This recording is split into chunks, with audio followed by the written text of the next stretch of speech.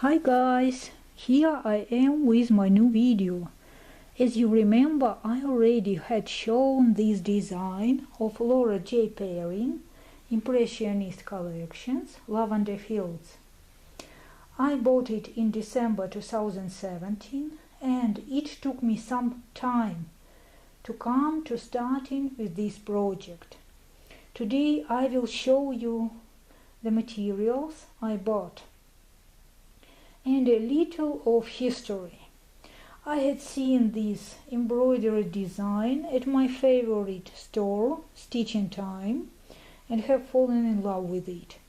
So here is the picture of this embroidery. It is a needlepoint project and it is stitched on 18 count mono canvas.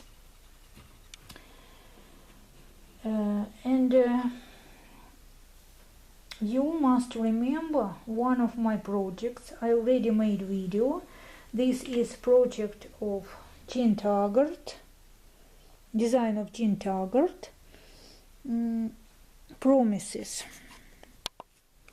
The way how it looks. And here is the instructions. I already showed them to you. So I stitched this design on 18 count mono canvas, and for Lavender Fields, Laura suggests us to choose also 18 count mono canvas, but I suggested to use for Lavender Fields that Santa Fe Sage Green one. The first design I showed you, it was smaller, it was only 5 by 5 inches, and I stitched the design on this frame that is not a big frame, but Lavender Fields is bigger, and this stretchy bars is not good for the new design, so I had to buy the new stretchy bars, you see, and they are 15 by 15 inches. And the design, this Lavender Fields, is 10 and a half by 10 and a half inches. So I had to buy the new stretchy bars. And by the way, I found out also that here is written for what other projects they can be used, and you can use them for needlepoint, embroidery, crewel, cross stitch and artwork. And here is also an instruction how to assemble the fabric. And I bought some more of this canvas because I want to stitch the same design but in different colors with different floors. Okay, and now let's have a look at the thread and beads. As you see here, Laura J. Perrin suggests the floors of purple and green colors, and I will show you all of these floors. And the first, here are two skeins of Karen watercolors, 295 Mountain Haze, and that is my first experience when I will use this thread. So I read here very carefully where they can be used, and as you see here is written that they can be used for needlepoint, cross stitch and quilting. And for needlepoint, with number 10 canvas, they advise to use 3-ply separate strands. For 13-14 count canvas, 2-ply, and 1 yard covers 1 square inch. All the skein is 10 yards length or 9 meters.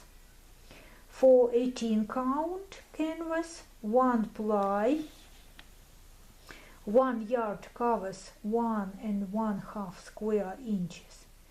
And for 24 count canvas, we use the thread only for Bargella, 1-ply. Also, they suggest for needlepoint basket weave stitch. We also can use this thread for cross stitching, and in general they advise to use 1-ply on your fabric. That will be number 11 to 20 count fabric. Can all be used effectively. And when working over 2 threads, 2 plies may be more suitable. And for quilting is great for tied, big stitch and embellished quilts. So that will be my first experience, and I will be very glad and very happy to tell you about the threads, and maybe I will have something new to tell you. Okay, the next what Laura suggests us, it is a DMC number 5 pearl cotton. Here is number 368, 1 skein, light green. Then number 367, 2 skeins, medium green. And 2 skeins of number 895, that is dark green. Also, here is dark periwinkle, 333, and light periwinkle, 340. So you see such kind of thread. And then she suggests to use this crazy-quilting, 3215 lime green. Okay, then the next, it will be Rainbow Gallery silk lamb braid for 18 count. And Laura suggests they are 22nd lavender, but I was suggested here, or advised here, 59 lilac. And also she advises us to use Yarn Loft International. I will tell it to you like YLI ribbon floss, and she tells us to use 148-040 purple, but it was changed for Neon Race Plus, both of them, and it was changed for 09 purple. And she also tells us to use 148-037 green opal, and it was changed in the store for 33 Loden green. And also together with the pattern they had beads there. Also there in the instruction is Laura's suggestions to stitch this design in teal and green. Teal is a deep blue-green color. But I decided to stitch this in purple and green. And also she advises us to make color changes And by the way, what I like very much, first, if you decide to do this, first she advised you should choose your favorite variegated number 5 pearl cotton thread. And I have variegated floss. And by the way, what kind of thread she is talking about? That is this pearl cotton variations, as I understood. Or maybe that is something different, or well, maybe this, but I think mostly that is this.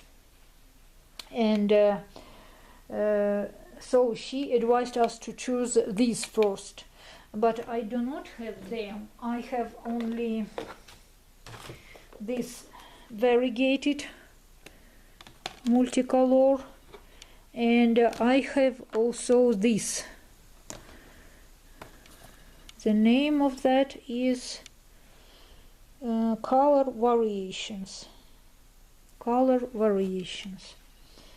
Okay, so she advises us first what to do first. That is, choose our favorite number 5 pearl cotton of such kind of thread. Then next, pick 2 colors that coordinate with your variegated thread. Laura chose purple and green, as you see here. Then choose 1 color that has a good dark, medium and light range of this color, and they will be used for the borders. So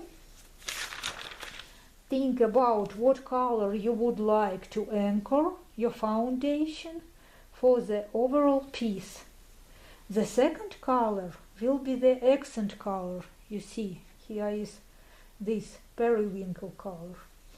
It can brightly contrast or subtly complement your first color. You see that this color contrasts with green. After your pearl cotton colors are selected, choose your metallics. You will need 2 soft metallics that match your 2 colors, such as ribbon floss or neon race plus. Also a silk lamb color that matches your accent color, you see here. And lastly, choose beads that will make a nice contrast to your finished stitching. Also, Laura says if you want to stitch the design on smaller count, you will need to use finer threads, such as variegated wildflowers number 8 pearl cotton, thinner metallic ribbons, and finer number 4 metallic braids. As for me, it is a good idea to stitch the same design on even weave fabrics. And what else I wanted to tell you, that the whole piece, the totally I paid for all of these is about $91. So here is my first video, and later when I start this design I will go on telling you about it. So I will show you what I already stitched, and also I will tell you about my experience and what I think about all of this thread, because this thread I will use them only for the first time, and also I will work only for the first time with these threads. And that is all for now, and I am wishing you happy stitching, guys, and see you very soon. Bye bye.